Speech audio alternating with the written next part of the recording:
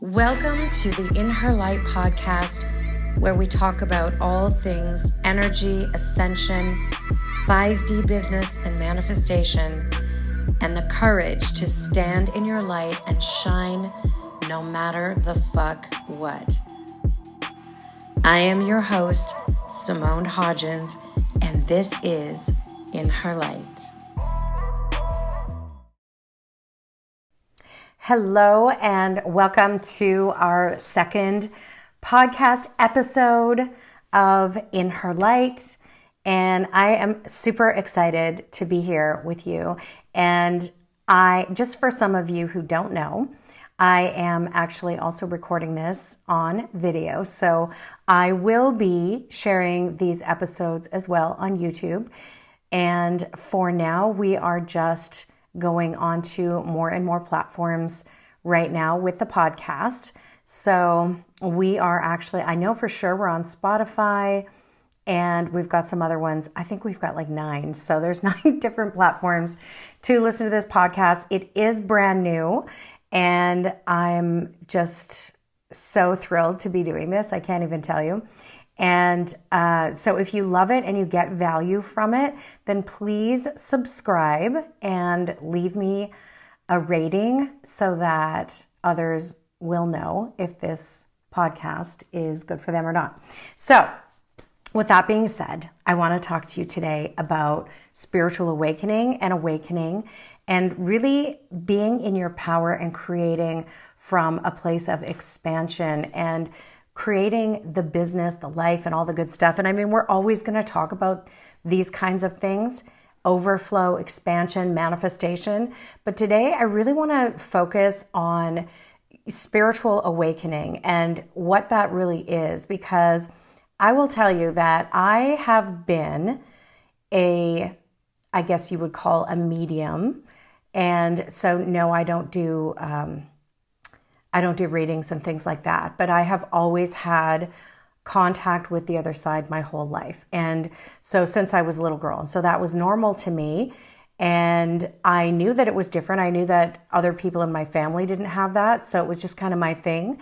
But it wasn't until I was older and then I was in a very abusive relationship that I actually had a spiritual awakening. And the spiritual awakening was is that it was the day that, and I remember the time, I remember the moment, I remember the day, and I literally looked in the mirror and chose that I was not going to live this way anymore. It was just something that I just knew in my soul that I was meant for so much more, and that I was playing small, and that this was just not where I was meant to be moving or to continue in.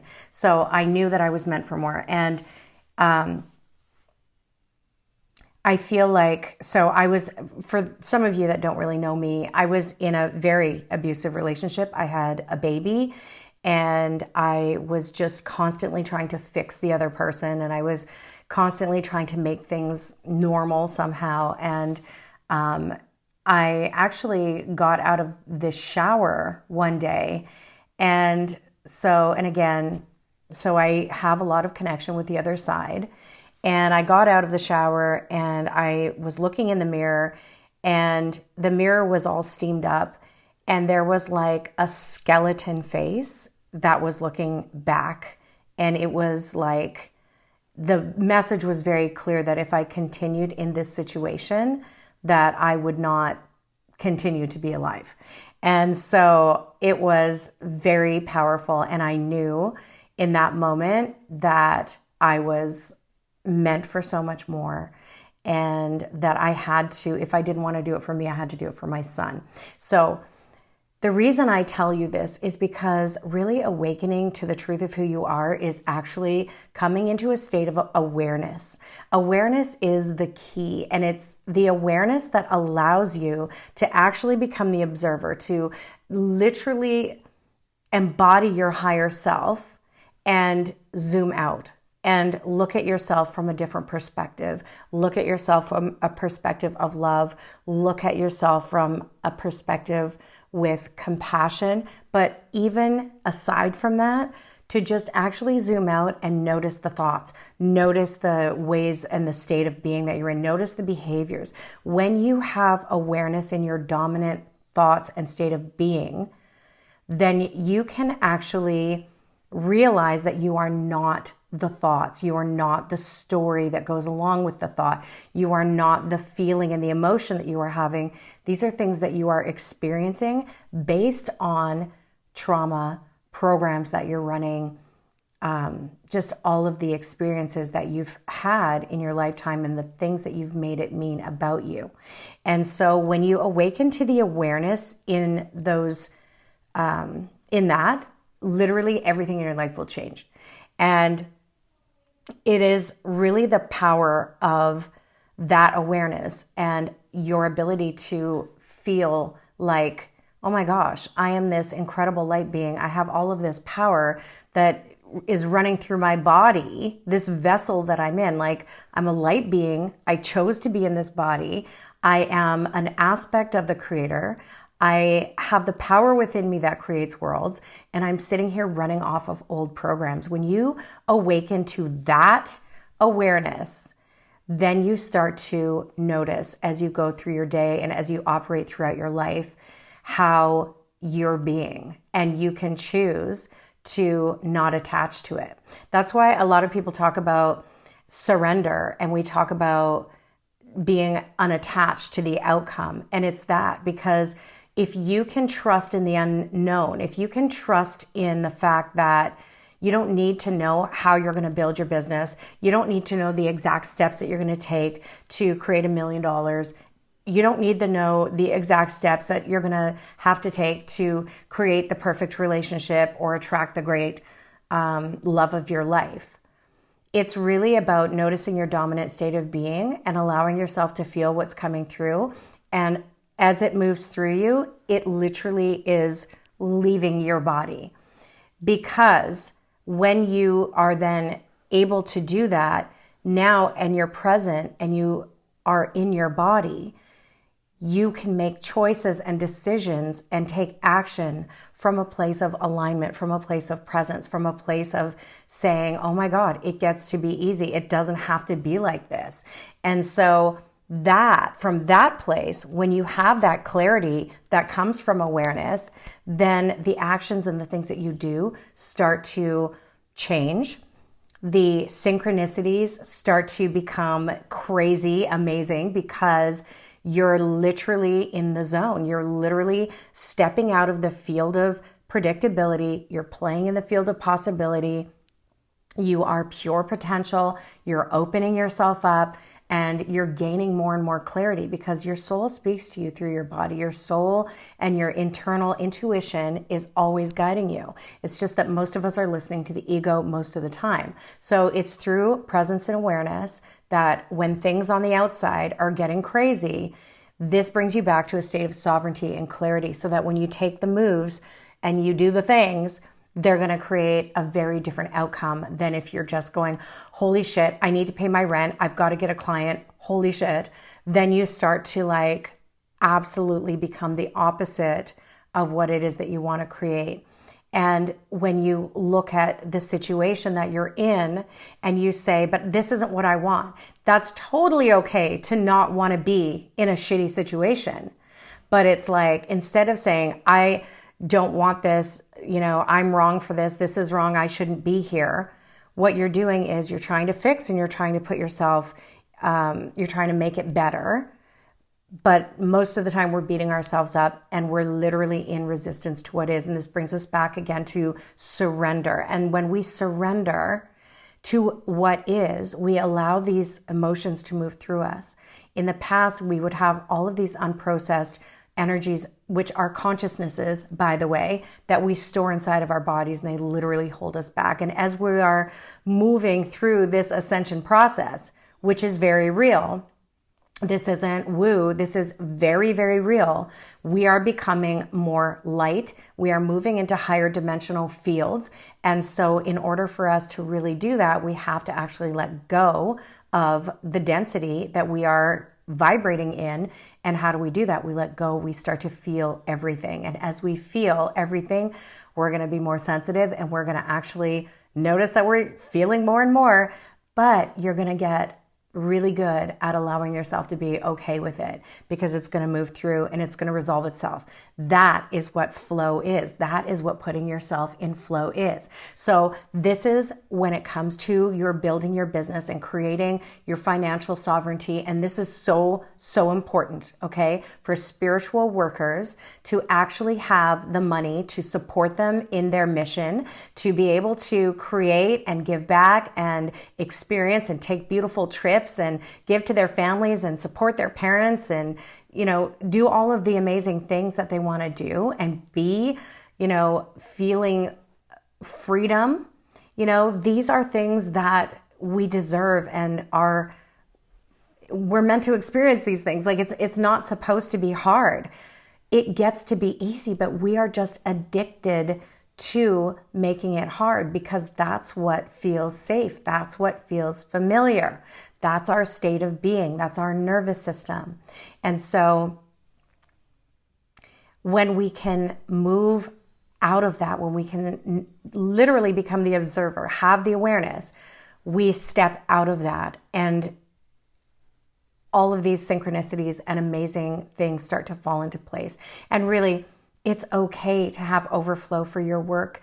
It's okay to be supported financially to get to do what it is that you love to do. I know for me, a lot of my programs that I was running was a lot about that you have to work really hard, because my parents worked really hard.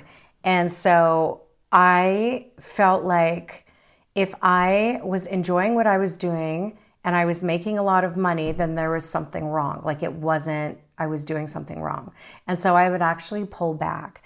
And I really feel that I sabotaged myself because I built multiple 7-figure companies, and I've built incredible results, and then I've lost it all, and I built again another incredible result, and then I've lost it again.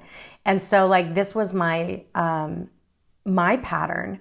And it was always that kind of feast to famine situation in a big way, though. It wasn't just like paycheck to paycheck feast to famine. It was like, hey, make $1 million and then have nothing kind of feast to famine. So because I felt like I wasn't working hard enough, I was enjoying myself like it was too easy, and I would allow things to sabotage it.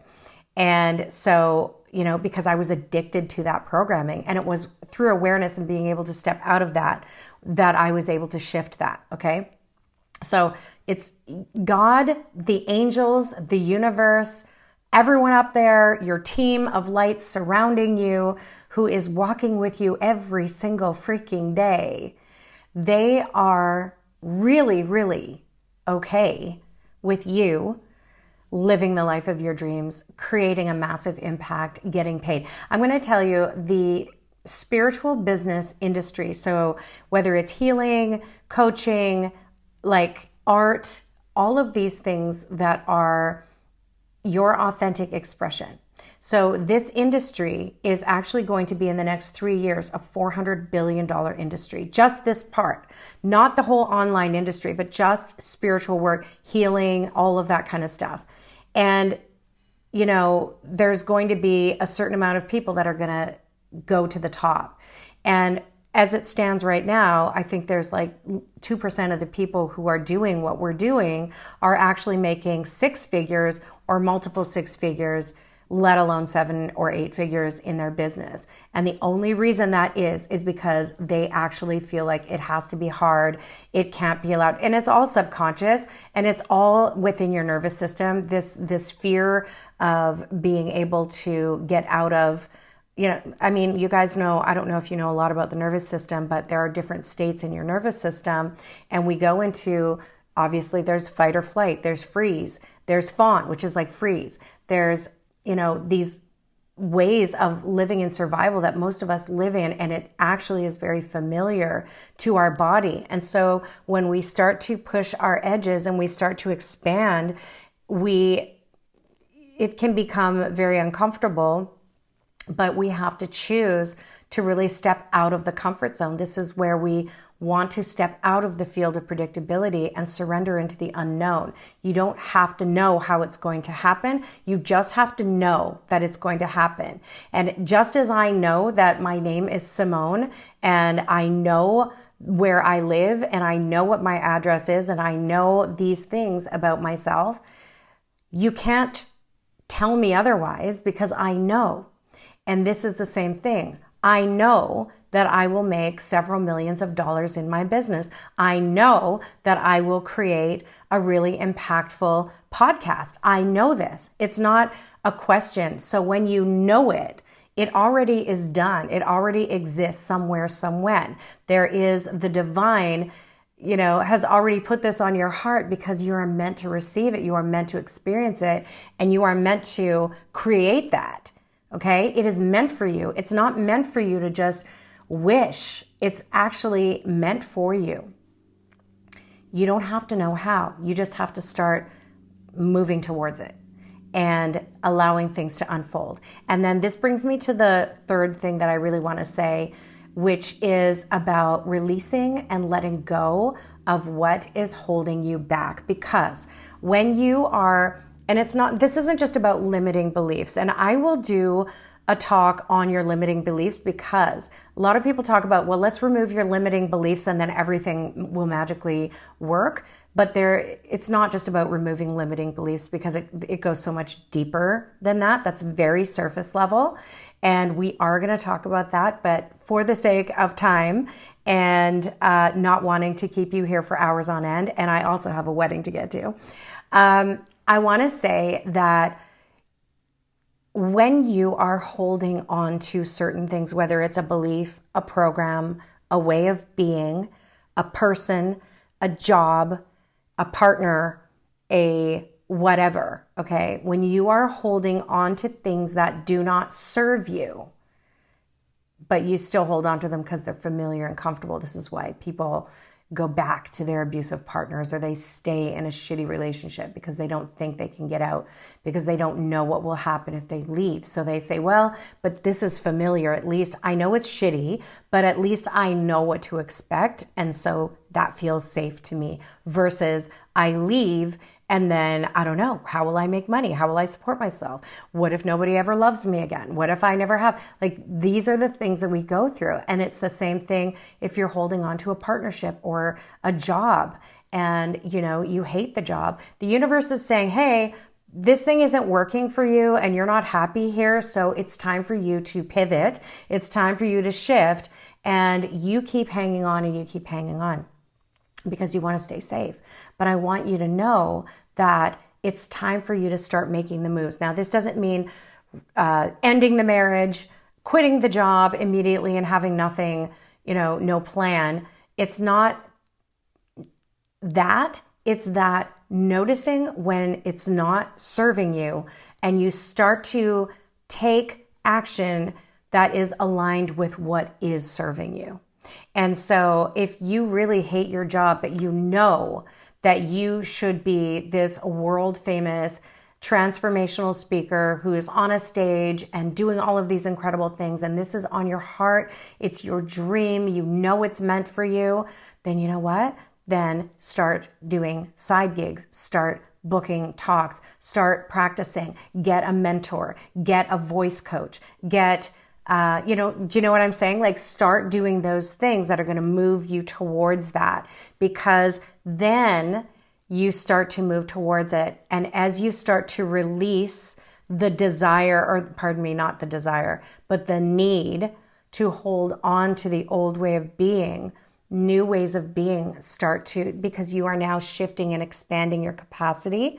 So now you're pushing yourself to the edges of what feels safe, and you're pushing a little more, and you're pushing a little more. Then you know what? Again, the opportunities start to happen. A new job offer comes in. There's a way for you to leave an unhealthy, maybe abusive situation. God forbid if you're in something like that. But it's literally about you moving yourself in that, so that as you release the things that have been holding you back, you open yourself and create space. So you expand your capacity to hold more of what it is that you desire, more of what it is that is meant for you. And we have to be okay sometimes with getting uncomfortable, getting out of that place that we have been in for so long, even though we don't like it, but we stay in it just because it's easy sometimes. It's hard, but it's easy. So, number one, it gets to be easy. It doesn't have to be hard. It's all about you having an awareness in how you're being most of the time, how you're thinking most of the time. So practicing awareness, this is something huge that has changed my life, is a daily practice of awareness, even if it's 10 minutes a day where you sit in the morning and you just practice being aware of everything going on around you, the sounds, the sights, the smells, the feelings in your body. Just practice awareness. And as you move through your day, check in with yourself and you'll notice that you're more aware of the way you're being, the things that you're thinking. Oh, there I am. I'm thinking that same thing over and over. Do you know the average person has 50,000 thoughts a day, and that 95 or 97% of them are negative, and 97% of those are so wrong, and we just hold on to those things because we're in that habit. So when you start to have awareness, you can move out of that. You can let that go. And so just practice awareness and you'll notice checking in with yourself throughout the day. I love to tell my clients, set an alarm. I might have said this on my last podcast. I don't know. Set an alarm for once every hour and just check in with yourself. Just notice. Bring yourself back into presence. Find your breath. Anchor back into your body. When you're living in your mind and you're stuck in your thoughts and you're trying to fix things and you're trying to figure it out and you're trying to make it right, then you're literally not connected to your body, your intuition, and what is actually open and available for you and to you. Because when we live in our mind, we're literally trying to create from the same space that put us where we're at. And we have to let go of that. Our mind is a beautiful computer, but it only knows what it knows from the past. And so the mind looks for evidence of the past and will recreate a future based on that evidence. So I also want to invite you to actually look at, if you could look at in a room, like in front of you physically and tangibly, if you could look at all of the times that you were given love, support, food, clothing, gifts, whatever that is, and compile all of those things in one big warehouse, you would see how much abundance has been available to you throughout your lifetime.